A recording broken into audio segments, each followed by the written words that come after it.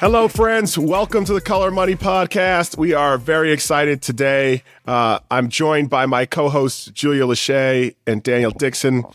And today we have the amazing Jonathan Miller here with us. Jonathan is someone that I got the chance to know, and I was like, this is somebody we have to have on the podcast because he's done some amazing things in his life, and how he found himself to real estate and the real estate, the impact he's having in real estate now is really exciting. So Julia told me that I had to read his whole bio because she wanted you to feel the full essence and impact of this man. So before I even get started, I won't do my casual jumping in. I'm going to read the bio. So Jonathan Miller is the CEO and founder of Miller Capital Group. Miller Capital is a real estate investment company based in Atlanta, Georgia, that specializes in the acquisition of cash-flowing multifamily properties. Mr. Miller's got 5 years of real estate investing experience. He currently owns 126 multifamily units in Atlanta, and he's currently refinancing apartment building that he's refinancing his $4 million apartment building that got appraised at an $8.3 million valuation from bridge to permanent debt as he repositioned it, to just give you a sense of the type of deals he's doing. He's built an amazing vertically integrated real estate company with its own in-house property management, maintenance, and construction teams. One of the great things about Jonathan is he's invested in both multifamily and single family properties and has taken a really conservative approach to his what we call in real estate development value-added deals. He invested in his first multifamily property back in 2020 and invested in his first single-family home property in 2022. So what I love about Jonathan is he shows what can be accomplished in a very short period of time. We talk a lot on the podcast about being ready for the opportunities that come to you. And Jonathan is someone who has so much preparation in his life that when real estate became an opportunity, he was able to put all of his talents and experience to work in real estate. He plans to acquire another 200 units in Atlanta this year with estimated value over $20 million. But prior to real estate, Jonathan had 15 years of corporate experience. He graduated from Harvard Business School with his MBA. He graduated from Stanford University with a degree in civil engineering, construction, and a minor in Spanish and Portuguese. He's worked at Facebook, Meta, American Express, the Boston Consulting Group, and the United Nations. Mr. Miller's experience focuses on real estate, corporate strategy, strategic thinking, partner management, contract negotiations. He's born and raised in Chicago and lives in Atlanta, Georgia. So, wow, that was a mouthful, but this man has done a lot in his life. But you see, my favorite part is like I did a little MBA, a little Spanish and Portuguese, a little civil engineering. Yeah. Oh yeah, Facebook, Meta, American Express, Boston. He worked at every major corporation you heard of in America. This man was corporate. He was corporate, and now he's out here in the entrepreneurial world, and I'm excited to hear his story. So, Jonathan, that was a huge intro, but really welcome and thank you for being here. Thank you, Bo. I appreciate it. So let's go all the way back. You have such an amazing sort of professional experience, set of professional experiences. But take us back. How'd you get from Chicago, born and raised in Chicago, Illinois, to Stanford and then to Harvard Business School? So can you tell us a little bit about your journey from childhood to entering the corporate world? Yeah, definitely. So I'll start. My whole family's born and raised in Chicago. Grandparents born in the projects, parents born in the projects on the south side of Chicago. Both of my parents went to the university, Northern Illinois University to study. So they both graduated college and moved to the north side of Chicago, which is where I was born. So my whole path is kind of rooted in Chicago. My uncle was a civil engineer in Chicago. He built homes on the south side. He's the reason that I was interested in civil engineering myself, math and science. I was going to go to the University of Illinois in Urbana. That's where all my friends went, or Northwestern. Northwestern was about a mile away from my house. My mom said she was going to come up and, cook for me, do laundry. And I was like, that's a little bit too close for home, to be honest. I visited Stanford, flew out to California for the first time ever. Had never really left Chicago and just fell in love with the campus, fell in love with the sunshine, fell in love with the down-to-earth people, to be honest, in California. So that's how I got to Stanford, and then studied civil engineering, construction, and then went abroad to Brazil. Got a passport for the first time freshman year of college and went to Brazil, studied abroad there. that's how I got the bug for kind of international business and just learning the language of Portuguese and Spanish. I studied abroad in Chile as well while I was in school. And it wasn't until, to be honest, I got to Atlanta that I decided to jump into real estate. But real estate and construction, my uncle did, and it was something I studied at Stanford, but I didn't take the leap of faith until the pandemic. So tell us a little bit about that. You were like, you had this, it's like a list of every blue chip corporation in America. Yeah. You had a very successful corporate run. So tell us a little bit about that. And then what prompted you to walk away from all that or move from that into real estate? I think the pandemic it changed everybody, right? And for me, what it did is I was in New York during the pandemic.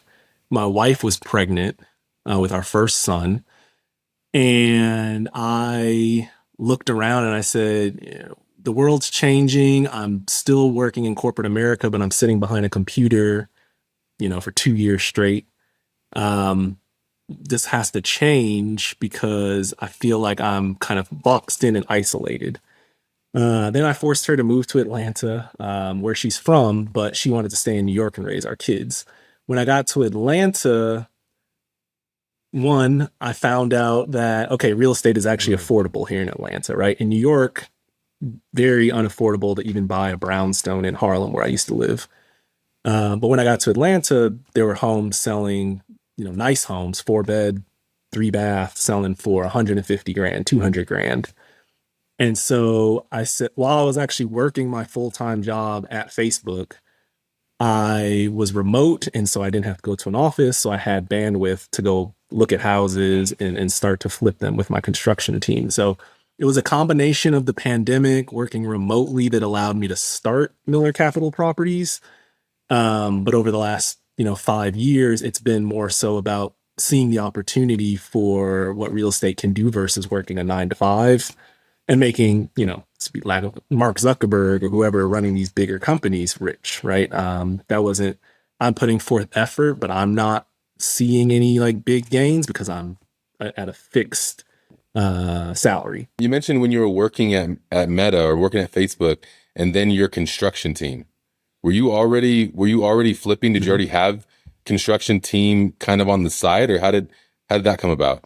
Yeah, great question. I built one here in Atlanta. So stepping back, when I got to Atlanta, I found two mentors. One mentor was doing single family flips. The second was doing apartment acquisitions.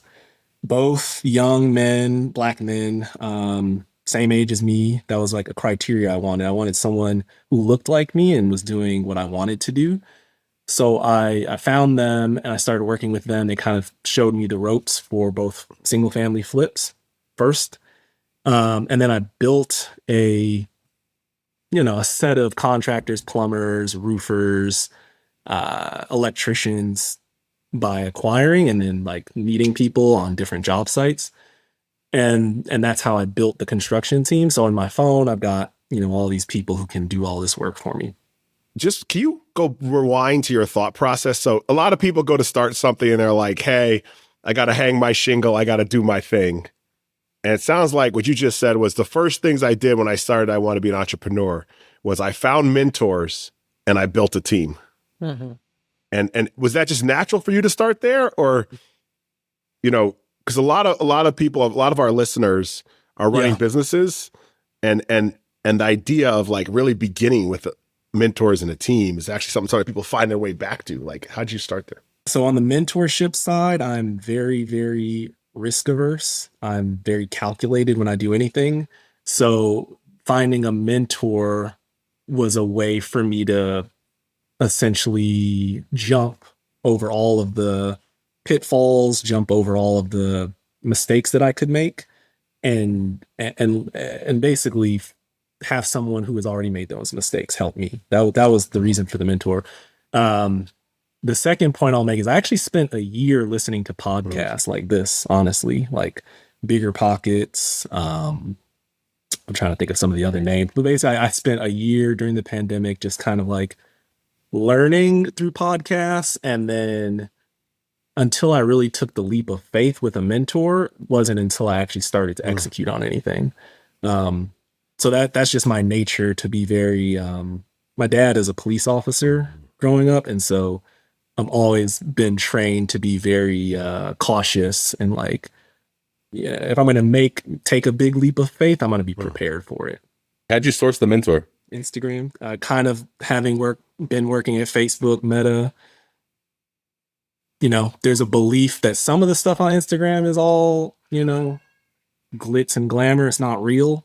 But I found people here in Atlanta who owned buildings, and then I spent probably 3 to 6 months researching them, honestly, like following them on Instagram, but then also like going to tax code or tax records and seeing if they actually owned any of these buildings that they said they were owning or were flipping. I mean, you did a lot of homework. And Bo, the reason I asked you to read the entire thing was because I found it fascinating that in just 5 years, he's done so many amazing things in the real estate sector. That's really fast. There's some people who have been in it 20 years and still can't figure it out. But I'm listening to you say that you did a lot of homework. You had mentors. You prepared yourself to make the transition into real estate. And you're doing it full time now. This is your full time gig. This is my full time gig now. Yeah, that's good stuff. John Clyde has a book called Leaving Six Figures, and it talks about preparation to take a leap into doing something in real estate. But you were very cautious and researched and did a lot of, I think that's important for people to hear, that you didn't just make a jump like Bo said. You didn't just try to just jump into it. You actually got a mentor, prepared, studied, listened to podcasts, did all the things that most of us honestly don't have the patience to do. I also didn't quit my 9 to 5 either. I think a lot of people will abruptly just say, I want to be an entrepreneur, but you don't have a fallback. And so having a 9 to 5 and an actual W-2 helped me in real estate, because all of these lenders, were looking at my credit score, were looking if I actually had income coming in, and that actually helped. So I would recommend that if people can keep a 9 to 5 and work on the weekends or work at night to build until you're ready to step away, that's the better approach. So what does your business look like today? Walk us through what's the business today, what are the different elements, and where do you see that going? Yeah. So the business today, Miller Capital Properties, is focused purely now on just multifamily. No more single family. That was kind of the entry foray into real estate. So right now we own, as you mentioned in the bio, 157 units, all in Atlanta. And then a lot of my business partners in Atlanta, collectively, we own, I think, maybe like 1,600 units. Wow. All Black men of color in Atlanta, owning these buildings. And the thing that I like the most about it is, prior to us owning these buildings, it was people who didn't look like us, but all the residents look like us. And so when we walk around, they see that there's young, brown and Black ownership. Can I say something about that real quick? We just recently did a Black History Month panel, and we talked about collaboration and going into partnership with people. A lot of people try to go at it alone. But was this your first multifamily that you immediately went into with partnership with these guys? I bought was a 40 unit. And I do have a partner. So yes, there's one partner on that 40 unit. And then my wife and I, who is my ultimate partner, my wife and I put our money into purchasing the property as well. Yeah, I think that's important to note. And that's basically what we were speaking about on that Black History Month panel, is the power of collaboration and creating some of this wealth and not trying to take it on all by yourself, but partnering with other people. And Daniel, you mentioned it as well when you were talking about how Gary Keller acquires his businesses and they all have some form of partnership. So I think that's interesting to hear, as well as you've taken that approach and applied the approach of feeling confident. How do you vet the partners did you know these guys before, or how did you vet this partnership and determine it was a good idea to go into business with them? So the partner, it's actually called The List. That's kind of the name that we're using here in Atlanta. The mentor that I found he started The List. I think when I joined, there was probably 5 or 7 guys who were in the group. So I vetted him quite heavily for like 6 months. Like that's who I vetted. What do you mean you vetted him for 6 months? Like you followed him around and his car, you put a GPS on him? What do you mean you for 6 months? Yeah. Almost to that level. So I followed all of the posts that he put on Instagram. I did research on all the buildings that he owned. Wow. I drove a lot of the buildings that he owned because I wanted to see if they're legit. Actually, one of the buildings that was how I found out about him is near my son's school here in Buckhead. And I walked past it and I saw it and I noticed it from Instagram. And so that was why I kind of got interested. But yeah, I vetted in terms of just talking to people who I knew. He went to Morehouse. So I talked to people who I knew from Morehouse who had known him in school. Wow. So yeah, when I say that I do my research, I do my research. Yeah, but I yeah. mainly wanted to just see if what he was acquiring and if he really acquired properties, which he did. What's the, I don't know if, is it like it's so secret society you can't say, but like, what is the list? Yeah. What does it do? What does it mean to be? What does it mean to be on the list? The list. It is no, there's no secret per se. It's a mentorship program that he started. His name is Ed Bolden. He started this group here in Atlanta for men of color because I think he had been spending probably like 8 to 10 years doing this by himself. And he's like the only young Black man who was purchasing properties in Atlanta. And he wanted to essentially see others do the same with him and kind of grow with him. So he started this group and you join the group and you basically get access to his deal flow, his the agents and the brokers that he has connections with here in Atlanta, lender connections. And so he helped me close that first deal, the 40 unit deal. And then after that, because I had learned, sitting at the signing table, understanding how he's talking to brokers, I actually closed 2 of my own deals after that by myself, an 86 unit and a 31 unit.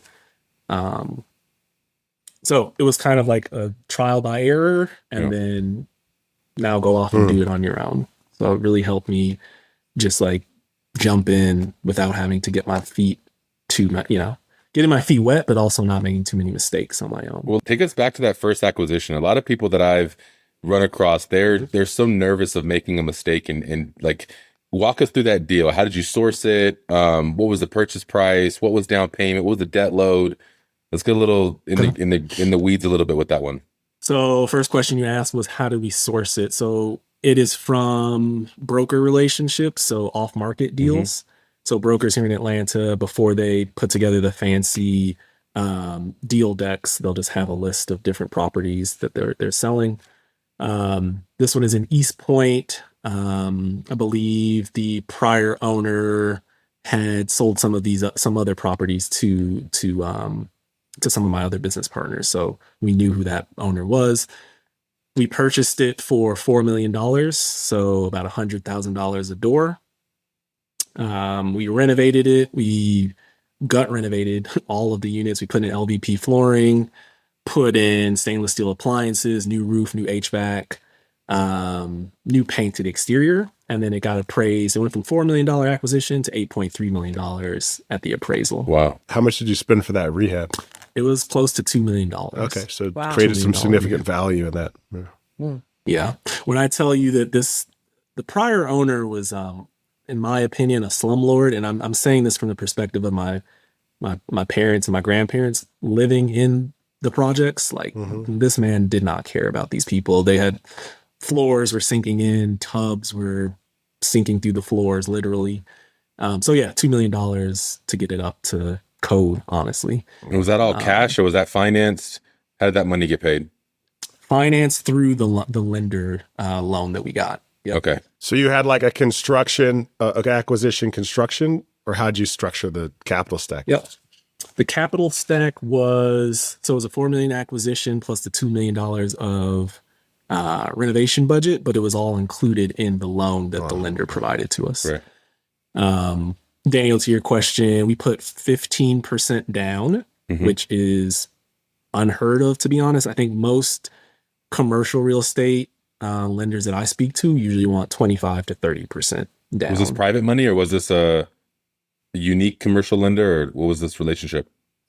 It is a commercial lender out of Miami that it's called A&S Capital, and the list, to use that term, the list members have utilized A&S Capital for about 15 deals in 2023, 2024. Okay. So they were kind of like a preferential lender for us. Yeah. Always putting down the 15%, 20% when you include fees and everything. And so I provided the equity from myself and my wife, and then we also raised some equity. My other business partner raised equity as well for his half of the investment, and then Got the it. rest was provided by the debt from A&S Capital. You find the deal, you'll find the money, right? And we say that all the time. Find Yes. the deal, find the right opportunity, the money will find itself. Yeah. I think especially lenders want to see, they love Atlanta, number one, right? Atlanta's growing market. Mm-hmm. It's got good economics. Number two, if you show them a live deal, you can shop around to different lenders and kind of get different term sheets. But then the third thing, they want to see that you've executed before. And so showing your schedule of real estate really helps to get and close the deal. You've kind of jumped in and relatively quickly, there's lots of people with 10, 20 years of experience in real estate that haven't accomplished as much as you have. So, but from a banking standpoint, so let's talk a little about financial institutions. I know you've used a number of different types of debt and things like that, but what do you see them looking at? How are you preparing your company to maximize its opportunity with different debt and equity sources? Yeah, I mean, the first thing that they look at is credit score. So because I worked at American Express previously, I know the importance of maintaining, a fairly pristine credit history. Mm-hmm. My wife tells me this all the time too. It's like she's even better about, she went to Wharton. She's smarter than me. She's really, really good with numbers. And for her, it's like always pay your credit cards down. We actually used to pay our credit cards like debit cards, right? We never carried any balances whatsoever. So that was kind of the first thing, like keep the credit score clean, no delinquencies, etc. Number two is lenders are looking for, I guess, what they call the PFS, the personal financial statement. They want to see assets, liabilities, and that you have a net worth that is worth covering the size of acquisition that you're buying. So we used our house. We bought a house here in Atlanta, which we couldn't have done in New York. That was part of the assets that we had. And then our debt was just so low because of paying off bills, and didn't have any student loan debt because my wife helped pay off my student loan debt from Stanford, to be honest, because she also just did not like having debt. And then I guess the third point is most of the lenders who I go to are looking at the asset themselves and whether or not the NOI can cover the debt service, the debt coverage of the actual loan. So yes, there's like a portion of their process where they're validating whether or not I am a good operator and borrower, but they're also underwriting the deal itself. So I think to Daniel's point, if the deal itself is valid, that's a check for lenders. And then the secondary part is this person that we're lending the money to a valid borrower of the funds? So that's how I think about it. And I know that's how lenders will underwrite me or any deals that I bring to the table. Wow. And so we think about this cash flow game. Has this been, I mean, flipping and buying multifamily for cash flow are two very different strategies and two very different business models. You're operating in both. Is there a goal that you have for this investment firm? Is a certain return to partners? Is it just a goal you have on acquisition? Like, what does that look like? I am building, you guys talked about one of your pillars for this entire podcast, like generational wealth, right? Like that's what I'm building. I have two boys. I have a 4-year-old and a 1-year-old, about to be 1-year-old. I am building a company that I can hand to them and a set of assets that I can hand to them. So That's why I exited the flipping single families, because I want to hold everything as much as I can for long-term appreciation. And I want to hand my sons a company in the next 20, 30 years that has assets that have grown. That's first and foremost. That's why I'm doing all of this. That's literally why I wake up every day for my sons. The second point, in terms of returns to investors, I'm actually launching a $25 million fund this year as well, quarter one or quarter two. And the goal of that is to go buy more multifamily assets and provide 8 to 10% preferred returns back to investors. I've had investors for some of these other projects, but now I'm actually creating an entire fund to then go deploy to various assets across a portfolio. So that is important too. Like I don't take anything myself until my investors are satisfied, because I want my name and my like company name to have value when I go back to them for other opportunities. And then last point, the number of units. I mean, I'm at 150 plus right now. I could certainly see a place where I get to 1,000 in the next, call it 3 years. When I hit 1,000 units, I hope to be at a point where I'm actually building ground up development, to be honest. That's the other goal that I have. Again, going back to my civil engineering, I always wanted to build skyscrapers as a kid, being from Chicago, the Sears Tower. Yeah. I want to build, and that's the next goal for this company as well. You have a very conservative approach to things. You did a lot of research. You put the GPS on the guy's car. You followed him and his family around to see if he was a good, I didn't say any of that. I know. I'm playing. But you learned some things from doing these, this research and things. What other people who want to be like you, other investors who are considering this, when you were doing your due diligence, when you were doing this research, what things did you find that other people should be aware of? One that's just coming top of mind is when you're looking at any multifamily asset, all of the financials, T12s, rent rolls that I think owners provide to you, I always not ignore them completely, but I discount them heavily, right? I'm like very, very reluctant when I see a rent roll or a T12 that is like stellar, especially in Class B, Class C properties that I'm looking at. But ignoring that, I think about what the potential is for me to upgrade the properties and then actually have them be self-sufficient and cover debt. So that's one, just be aware of like numbers are important to me for sure. Like numbers are very, very important, but bake into your own underwriting, like discounts on the numbers that you're given. I guess that's like step one for underwriting. Step two, in terms of this whole real estate, I think people say it a lot on a lot of podcasts, but real estate is a team sport for sure. So making sure, I think the two most important people in my company are my property managers and my construction crew. They're the most important. I got to make sure they're happy. I think, I'm the CEO of the company, but I don't treat people any different than, I would want to be treated. And so making sure that they're paid on time, making sure that they have flexibility when they want to go on vacation or take the day off for whatever reason.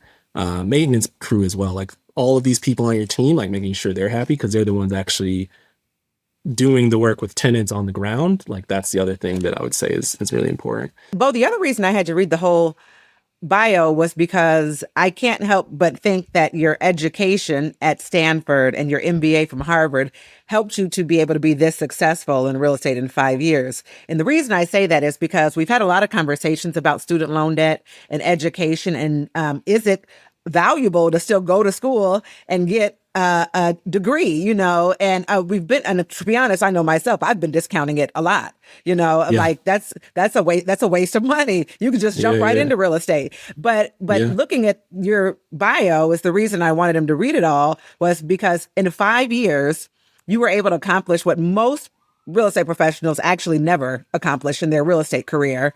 And I can't help but think that's because you actually had formal education about business. Would you agree? No, I would disagree. So Okay. the formal education, it can be gotten at any school. You don't even need to go to college, to be honest, to get that sort of education. I didn't study what I'm doing now, right? I didn't study Sure. real Yeah. estate management. I studied civil engineering, yes, which is tangential, and construction. But Even I that think tangential. Most people who didn't go to Stanford or Harvard wouldn't use a word like 100%. tangential. I was thinking the same thing. I'm about to Google it right now. Like, it has to do something like in relationship in some capacity, right? In tandem. I mean, I don't know. Yeah, but yeah, sorry, keep going, Jonathan. all right. It is the real value. Like, I wouldn't have met Bo if I didn't go to Stanford, just to be frank, right? Like, Sure, that yeah. connection to another person that Bo knew through Stanford, like, number one. Stanford, Harvard opens doors for me that it doesn't for definitely people who look like me, right? Like, that for sure is something. Like, I can walk into a room in New York and say that I went to those schools, and I think I'm given a level of respect, yes, but also just like, okay, now I'm not going to look at like your skin color. I'm going to like think about your mind, and like, okay, this guy might be actually kind of smart. I think that's the value that I got out of those two brands, honestly. But like the actual day to day, what I learned in sitting in a classroom, like doing homework, like, I don't think that's what I paid for. But it was the brands that I for sure think. Sure, that's good perspective. Yeah. Yeah. Well, one thing that I would say, like, I wish I would have jumped into real estate earlier, because I think also going to these schools and like going to the companies that I went to hindered me in a sense, because it made me climb a corporate ladder that those schools kind of like guide you towards. Whereas I've now learned in the last 5 years, I've met so many people, especially in Atlanta, who are just they're like grinding, like doing their thing, entrepreneurial thing. They didn't go to school, but like they just grind every day. And like, I don't think that formal education teaches you, it teaches how to do a very traditional set of things, doctor, lawyer, CEO, but it doesn't teach you how to grind in the same way that just executing. Okay, so I can still keep waving my entrepreneurship flag, because I'm heavy on the entrepreneurship flag in the trade schools. Yeah. Part of that, and it's like kind of working off this education theme. What are the things that you still think, as you build from where you are today, if you want to go from 100 units to 1,000, 10,000 units, what are the things that you feel you still need to learn? Like, what are the areas of learning that you're still pursuing for yourself as you try to grow your company? Number one is fundraising. That's probably the most important thing. Like, learning how to one, meet the right people who are going to be behind you, and like either passive or active investors. Like, figuring out how to do that and fundraise properly is number one. Number two, now that we've done the acquisition, I know how to acquire, I know how to get lenders to lend. Now it's all about asset management, making sure to keep the properties stabilized over a 10-year period. Learning the right, I have Appfolio, which is my property management system, but I'm sure there's other pieces of technology that I could be using to just make sure that I'm stabilizing all these properties properly. Because my goal with all the properties, like I mentioned, is to keep them long-term, take them to agency debt with Fannie and Freddie, right? Like, that's the goal for all of these properties. Yeah, fundraising, asset management. Last thing probably is, this is kind of related to fundraising, but just like getting more so in the community. So Atlanta, let's talk about Atlanta. Like, and it's amazing. And it's why I moved here. It is the government, the mayor is Black. A lot of the city council is Black. And I think we have a unique opportunity to actually start partnering with the city of Atlanta. There's some people that I admire here who have just gotten large contracts with the housing authority here in Atlanta. Like, I want to be that sort of person. Like, I need to start going and meeting people in the Atlanta political scene, or people who look like me who are doing this already. So that's something else I gotta not learn, but I have to take the initiative and learn and put myself out there in the Atlanta business scene, essentially. We've talked a lot on the podcast about sort of understanding your strengths and weaknesses. And as you've been building your company, have you gotten any new insights into like sort of your capabilities, and how has that influenced how you build out your team to like augment maybe your strong areas or your weak areas as you move forward? I know my strengths and weaknesses, especially being an entrepreneur, for sure, like what my breaking points are. So for example, my wife is the CFO of our company. And I know she's always been like, she does all of our taxes for us. She does, that's just something that she naturally gravitates towards. I'm very, very good at math as well, but she's on another level, right? I knew that when I married her, and I know that as we're business partners as well. So that's one of the strengths that she has that is not a weakness of mine, but is definitely something that she excels in. I'm also, one of my weaknesses is I have the ability to be extroverted, but I'm an introvert, to be honest. I enjoy spending time with my family and my kids. And like I mentioned, related to my other point of like getting out and meeting people in Atlanta, like that's not something that I naturally will gravitate towards. And so one of the things that I probably need to do is like figure out, like, I don't know, maybe it's like a VP of like relations or something who's like out talking to people in Atlanta and like, branding the name of Miller Capital. Because I could probably do it, but it would take a lot of energy out of me. It would drain a lot of energy for me to like be at, receptions, dinner parties, all of that, especially when I just want to spend time with my little kids, my sons. So yeah, there's things that I'm like, as I grow and build the company, that you want to hire people who are smarter than you, for sure, like at whatever, or good at what they do. I don't think any of us can take on everything by ourselves. And so, yes, I know that in order to scale, you're going to have to get good people who are experts, and you got to give them autonomy as well. Give them autonomy to do what they need to do. Yeah, Jonathan, how big is your organization? We have myself, my wife, CFO, and then contracting team.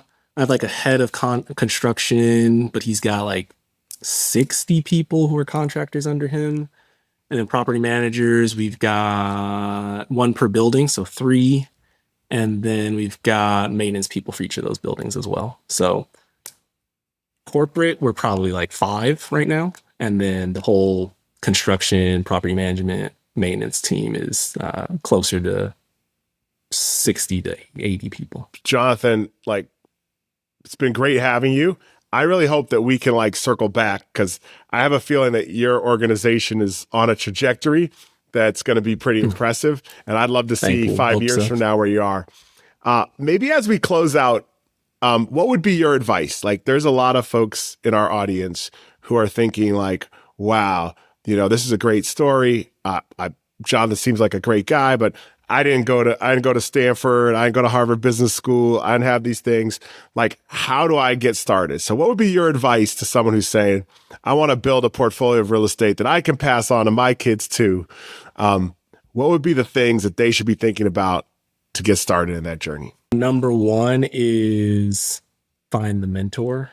Find someone that you think either looks like you or is doing the things that you want to do in the next 5 years, like, and just take them to coffee, send them an email, hit them up on Instagram. Like, that's number one.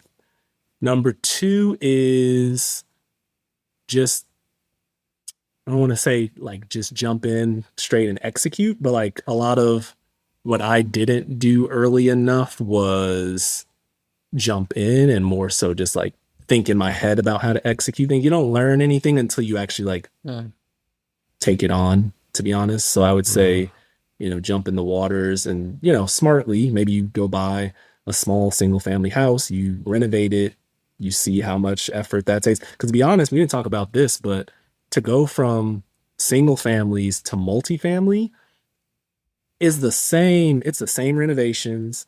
It's the same contractors. It's just at a different scale. And so it's not a huge leap of faith. And also to go from a 40 unit, which I first started with, to an 86 unit, I was, to be honest, very afraid of. But the 86 unit is actually easier because it's got more tenants in there who can cover the debt. It's got, if you're a little bit unoccupied, it's okay. So going a little bit bigger actually helps.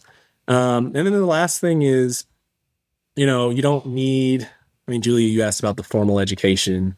The formal education is only needed for certain aspects of this business, but real estate, to be honest, is something that anybody can do.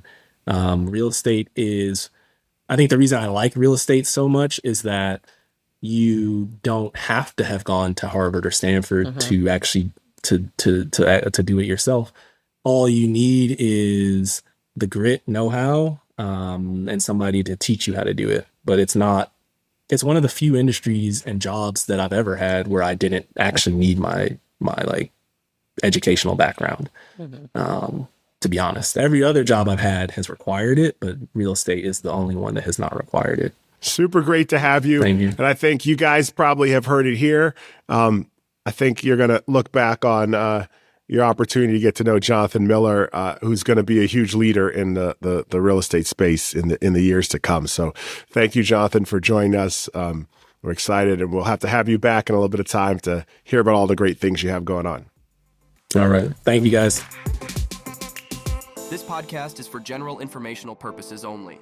The views, thoughts, and opinions of the guest represent those of the guest and not KWRI and its affiliates, and should not be construed as financial, economic, legal, tax, or other advice. This podcast is provided without any warranty or guarantee of its accuracy, completeness, timeliness, or results from using the information.